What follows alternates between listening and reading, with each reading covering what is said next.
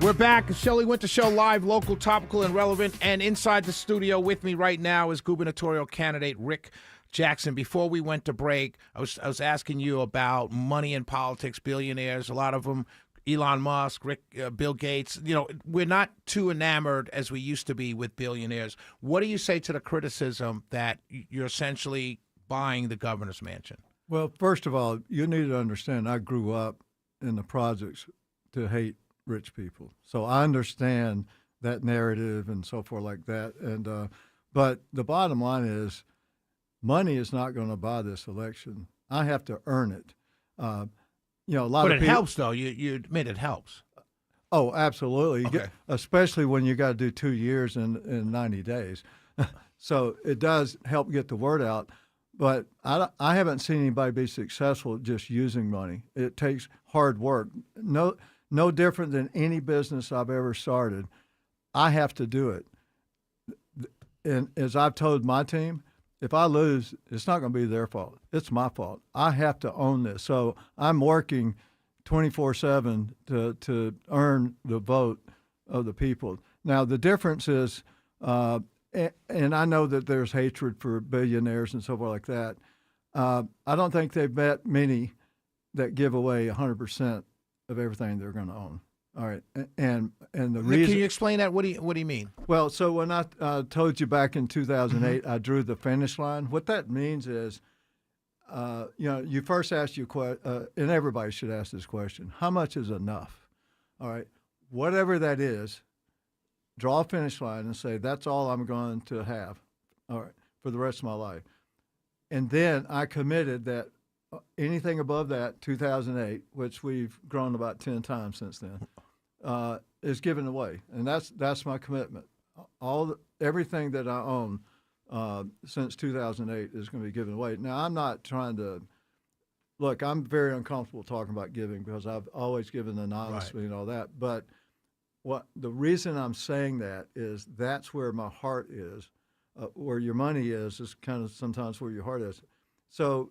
To me, I think it's different if you use it for the right reason. One of the things our employees are not jealous because I have a lot of things, nice things and so forth.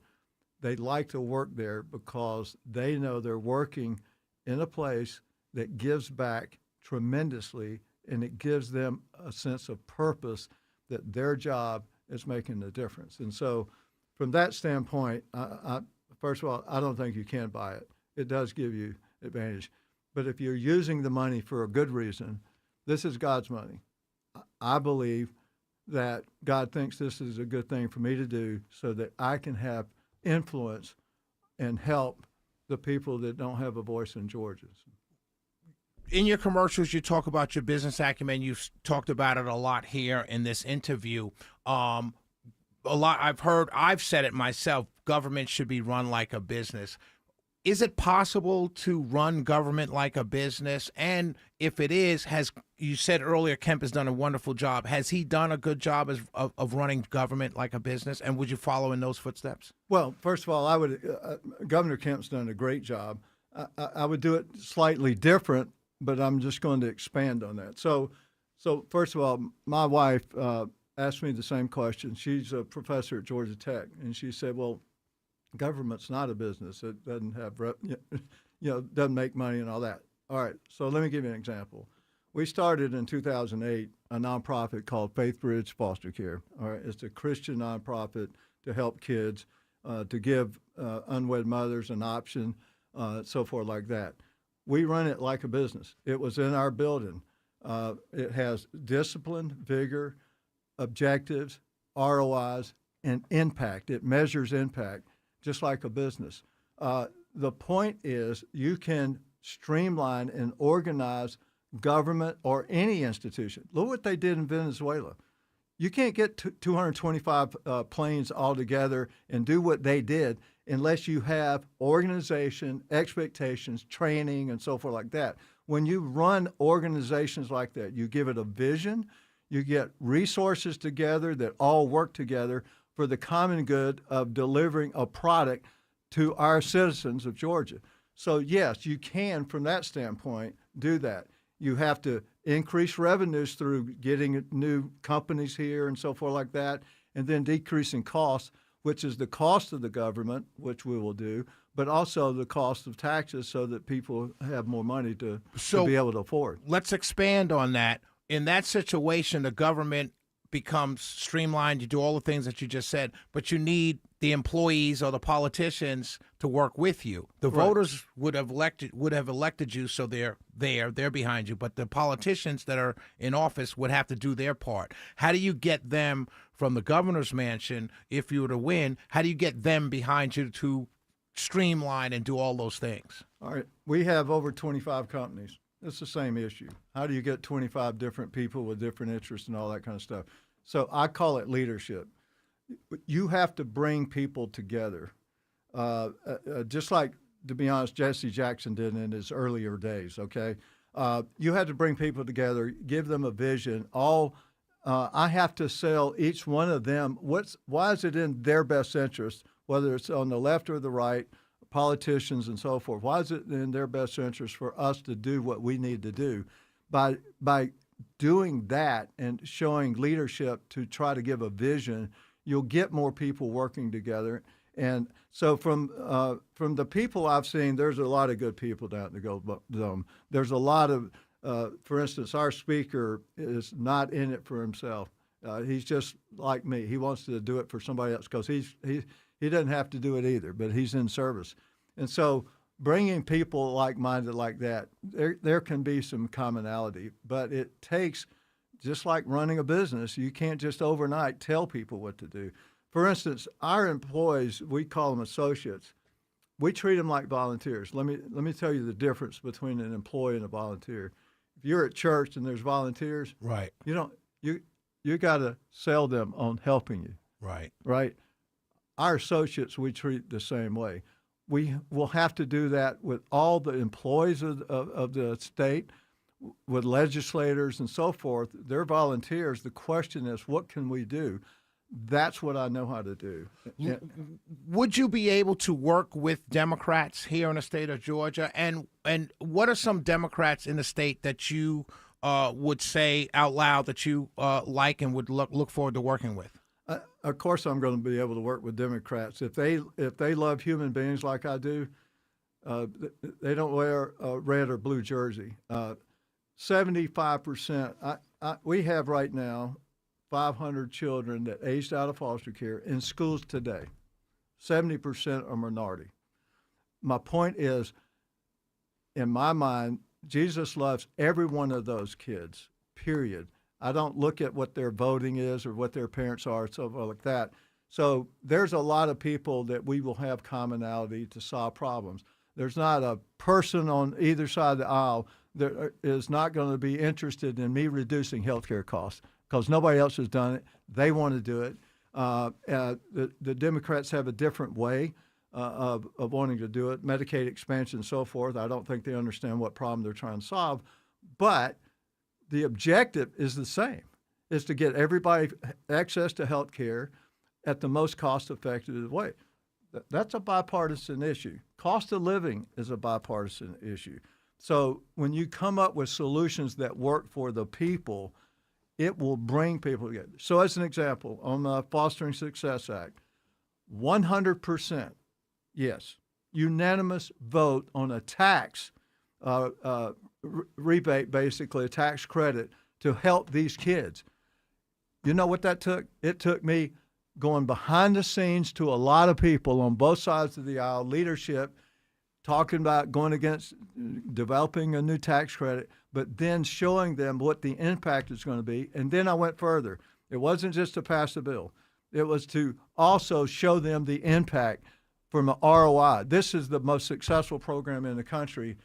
That's the kind of solutions we need. A lot of times we pass bills to make statements that don't solve a problem. Right. You look at it later, hey, we passed that bill. Yeah, they don't work because they don't look at it through the eyes of a business person that says metrics and outcomes is what's important. I want to ask you about your opponents, right? You've jumped in this race, jumped in late. Burt Jones, Chris Carr, Brad Raffensperger, all were running. Then you came into the race. Some of the polling shows you leading. Some of the polling shows you're in a close second. I want to ask you about each of your opponents. Can you talk to me about what you think of them, and are they the reasons or the whatever things they lacked? Was that the reason why you jumped in? First of all, I think, like a lot of Georgians, I don't think anybody was excited about the field. That's my sense. So I think the difference is I'm not a lifetime politician. I look at things through a business lens and a non-politician standpoint.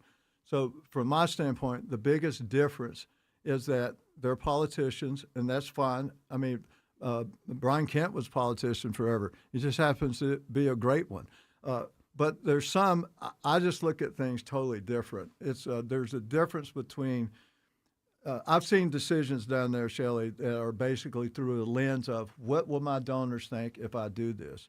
If I do tort reform, what's going to happen to this or that or whatever the political filter that they're looking through? I will never do that. I could care less about that. If it's the right thing to do, I'm going to do it. So that's basically the difference. And I just felt like that, just like with Trump, it's time for Georgia to try out.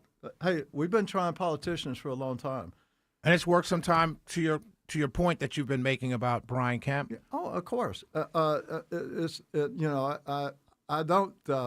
actually got in my town hall question today.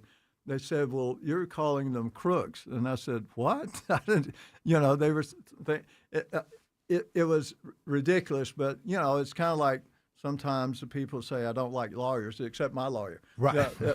I like him. Right. But my point is that looking at it through the lens, if we do half as good as Trump has done from what he's doing on the government, it's going to be the best state to do business in, most cost-effective, the most affordable, the best health care.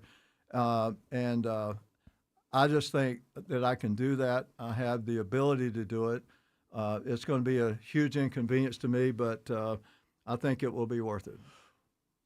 On your town hall, 2 questions, and then we've got to go. I've already gone over, but in your town hall, I was text from a friend who was on the town hall, and he said, "Whoa, man, it just escaped me." He said you were asked about, because Trump donates his salary, that you were asked about, would you do the same thing? Would you do the same thing? Of course. Well, if it's not illegal, I won't take anything. But if I have to take it, it's going to go to foster care, nonprofit foster care, because that, of course. I mean, look, Sally, you ask any, I dare you to ask any legislator down there, Burt Jones, any of these guys, Chris Carr, any of them. For 15 years, I've been going down there. There's not $1 that I've ever asked for our company, because that's not why I do this. I do it for other people, and that's what I'm going to be focusing on. Last question. Attack Ads ran against Burt, Greater, whatever the name of the PAC was. Was that you? I said on my show, I think it was. I'll be honest with you. The only person that had the money, I didn't think the Democrats had the money. Chris Carr certainly didn't have the money. Brad wasn't in the race yet. What was that, Rick Jackson? No, absolutely not. All right. That was the shortest answer you gave all night, my man. Last thing, 1 minute, you're on an elevator with a voter. What's your pitch? You just pitched for a long time, but what's your 1 minute elevator pitch? Why should voters vote for Rick Jackson for governor?